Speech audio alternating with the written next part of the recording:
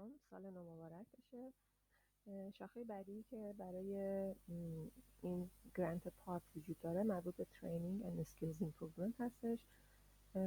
چیزایی که مواردی که مربوط به این گرانت هست توضیحاتش اینه که بیزنس سایزی رو که پوشش میدن برای SME هاست، اما نوشتن که استارتاپ ها و شرکت های بزرگتر رو هم ممکنه پوشش بده.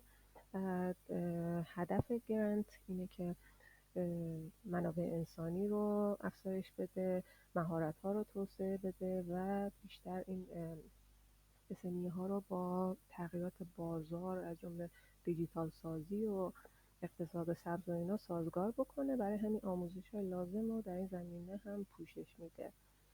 و دیلوشنش شامل بازپرداخت هزینه های آموزش و حمایت های مشاوره‌ای میشه.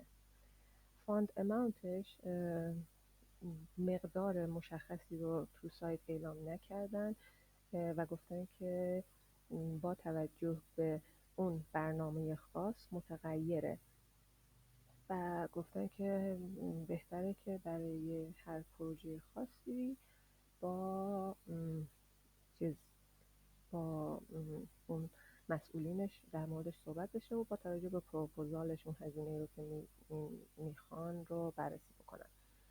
و در مورد استارت دیتس اند اند دیتسش هیچ تاریخ خاصی رو باز اعلام نکردن و گفتن که بستگی به اون پروژه خاص داره. معمولا گرانت های پارک بیشترشون اینجوری هستن که یه فراخوانی داده میشه و با توجه به اون پروپوزال های SME های مختلف فرستاده میشه تا ددلاین مد نظر و اونجا یه حالت رقابتی داره که تصمیم بگیرن به کدوم بودجه تخصیص بدن، برای کدوم نمیدونم کارهای ترینینگ و این چیزا رو انجام بدن. با توجه به اون پروپوزالی که فرستاده میشه تصمیم نهایی بعداً اعلام میشه و مقدار و هزینه و این چیزا هم با توجه به اونا یه حالت رقابتی انتخاب میشه.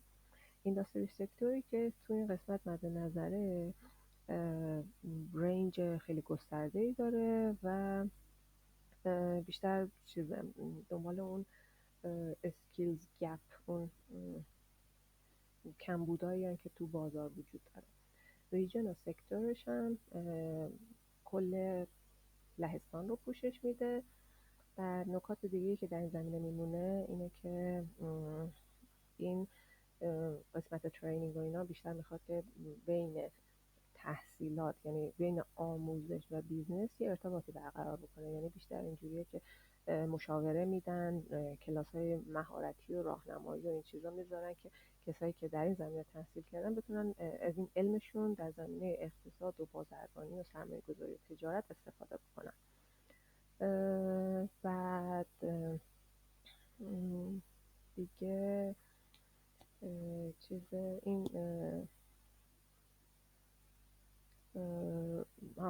چیزایی که ارائه میدن، خدماتی که ارائه میدن شامل کورس‌های آنلاین رایگان و با موضوعات مختلف تجاری هست.